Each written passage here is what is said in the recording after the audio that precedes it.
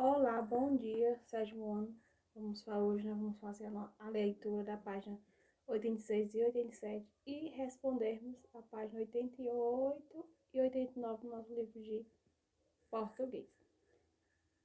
Religiões africanas não são alvos de intolerância.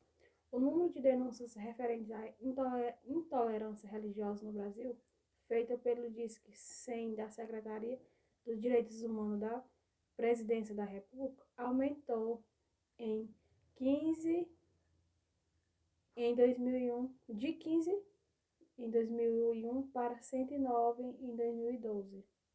2001 não, 2011, perdão. Os principais alvos de discriminação são as religiões de origem africana, como candomblé e umbanda. Entre os casos está a invasão de terreiros em Olinda, Pernambuco, em que evangélicos com faixas e gritando palavras de ordem realizam um protesto em frente a um terreiro de religião de matriz africana e afro-brasileira, como descreve um denunciante. Outro caso foi o uso por uma igreja de imagens de mãos de santos chamada de feitiçaria e difundiu o ódio pelas redes sociais, afirma uma pessoa. O Brasil tem um histórico de negação das tradições não cristãs. Essa negação não é exatamente da religião, mas o valor de todas as tradições da matriz africana, na verdade, para nós, é racismo, afirma Silvani Eucleine, secretária de Políticas da Comunidade Tradicionais da Secretaria de Política da Promoção da Igualdade. Embora existam também atritos entre algumas religiões cristãs, elas acabam não sendo tão violentos porque essas religiões têm uma origem comum e compartilham os mesmos valores. No caso das religiões de matriz afirma a intolerância recebe outra dimensão e resulta em violência, como não na depredação de casas, espantamento de pessoas e até mesmo assassinatos.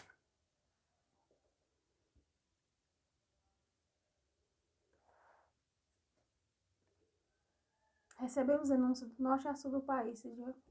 Aí vem o mercado religioso. O professor de ciências da religião, Frank Uzak, da Pontifícia Universidade Católica de São Paulo, afirma que a tensão mais visível é entre algumas igrejas pentecostais e religiosas afro-brasileiras, apesar de existirem também atritos entre religiões que tenham a mesma raiz. Isso tem muito a ver com a lógica do mercado religioso. Hoje em dia não é mais uma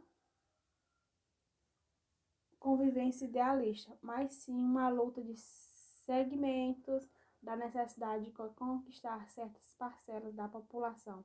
Dessa forma, o outro estigmata, desvalorizado e inferiorizado, acrescenta dizendo que a briga entre as religiões se orienta por um lógica capitalista. Ele cita como exemplo a briga entre vertentes da religião budista no Brasil, em que houve briga jurídica para impedir a entrada de líderes religiosos no país.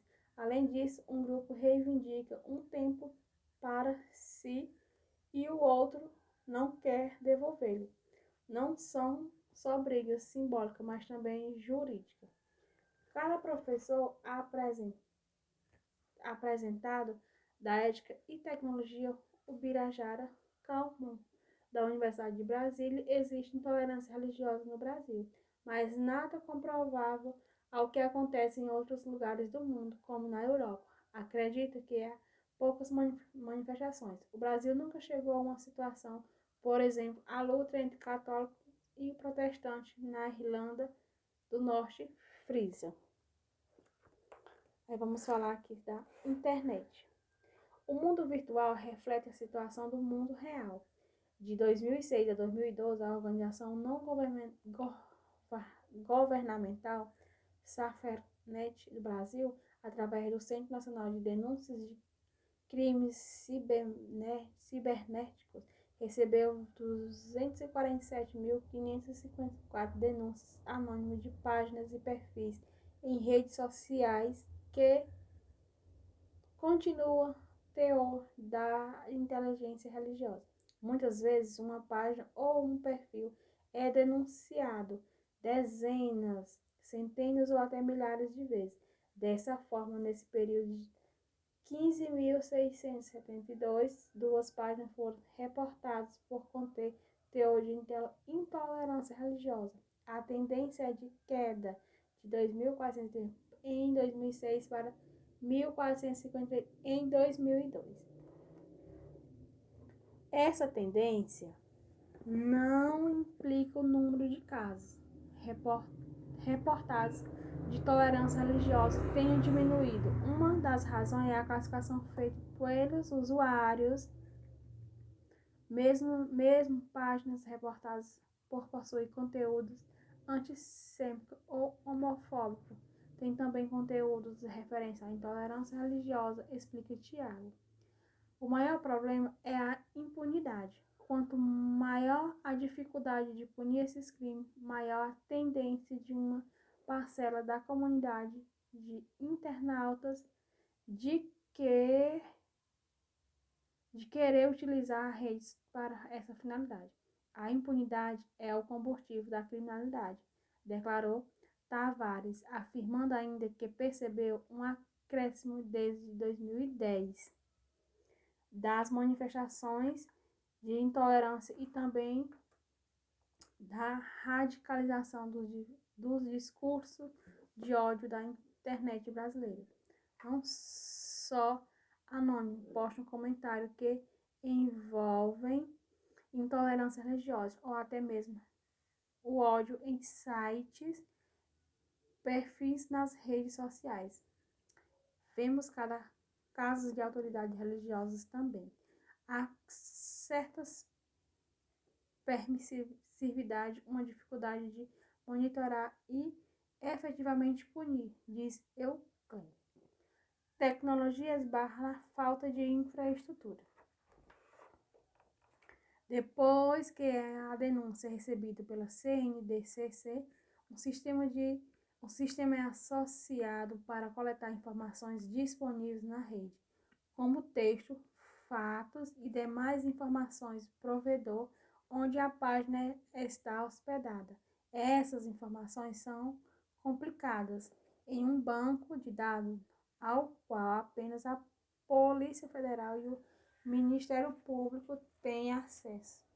Assim, o MP pode iniciar uma investigação para descobrir quem foi o autor do crime. O Poder Jurídico ele notifica o provedor que hospede a página para fornecer dados e indícios que possam ajudar os investigadores a identificar o uso. Mas isso nem sempre é possível. Aí o caso fica impune. Ele explica que muitas pessoas usam que os crimes da internet não são punidos por causa da falta de uma lei específica, mas na verdade serve para mascarar o principal problema, a falta de estrutura. De todos os 27 estados brasileiros, há somente 8 deles especializados e elas funcionam de forma precária. Frisa. A Polícia Federal tem duas divisões que cuidam de crimes cibernéticos. Uma é a contra crimes financeiros, que tem boa estrutura e é bem aparelhada, sendo responsável por mais de 1.200 prisões nos últimos 8 anos. Já a divisão relacionada com os direitos humanos tem a estrutura muito deficiente. É clara a prioridade do Estado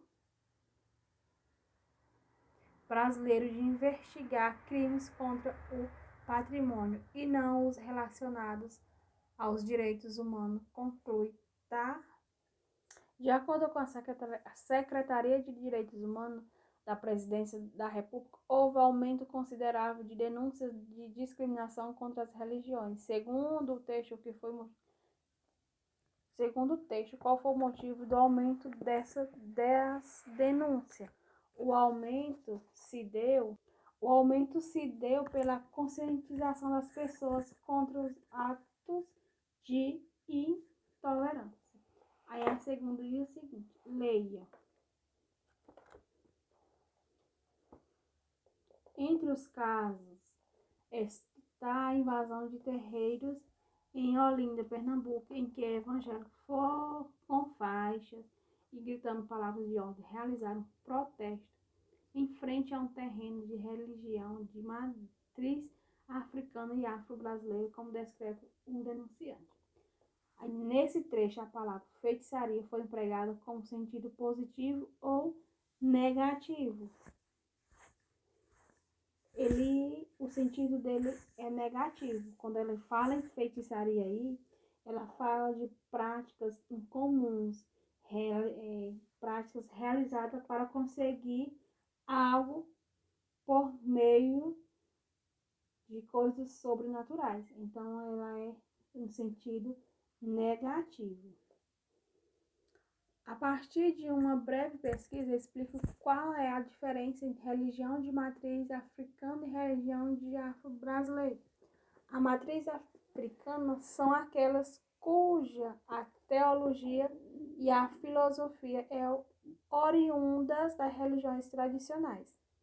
Já a afro-brasileira são as religiões que foram trazidas para o Brasil pelos africanos, na condição de escravo, que observaram e adotaram costumes brasileiros. A terceira. O Brasil tem um histórico de negação de tradições não cristãs. Essa negação não é exatamente da religião, mas do valor de todas as tradições da matriz africana. Sobre isso, respondo. Juntamente, vocês vão fazer sobre a influência do continente africano sobre o Brasil. Qual foi a influência que eles trouxeram para nós? O que foi que os africanos trouxeram para nós, né? Sofremos a influência de religião, de costume. Aí vocês vão escolher um e colocar como resposta. Na B, no Brasil é uma tradição de negar as tradições africanas, porque nós não, como é que eu posso dizer? Infelizmente, algumas tradições africanas, nós brasileiros costumamos negar, né? Nós não queremos ser descendentes dos africanos, nem todos, mas alguns não querem ter essa descendência aí, não. A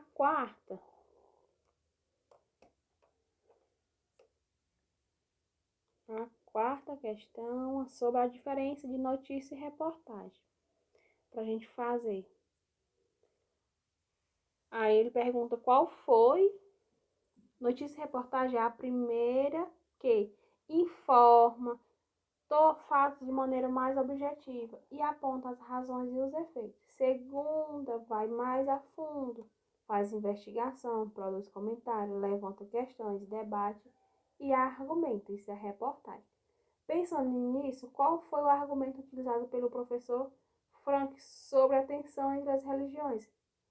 Ele usou, quando ele diz que a tensão é provocada pela lógica capitalística de angariar fiéis, desvalorizar e inferiorizando os demais. Na quinta, o maior problema é a impunidade. Quanto maior a dificuldade de punir esse crime, maior é a tendência de uma parcela da comunidade de internautas de querer utilizar a rede para essa finalidade. A impunidade é combustível da criminalidade. Baseado nisso, responda: a que classe gramatical pertence a palavra impunidade? A classe dos substantivos. E a letra B, vocês irão pesquisar a palavra impunidade e criminalidade e relacionar o significado. Impunidade e condições de impune, ausência de punição, sem castigo. E a criminalidade é a qualidade ou a particularidade de impune, o que há tolerância no crime. Uma é sem castigo e a outra é com castigo. Tenham todos um bom dia, uma ótima atividade e até a próxima aula de português.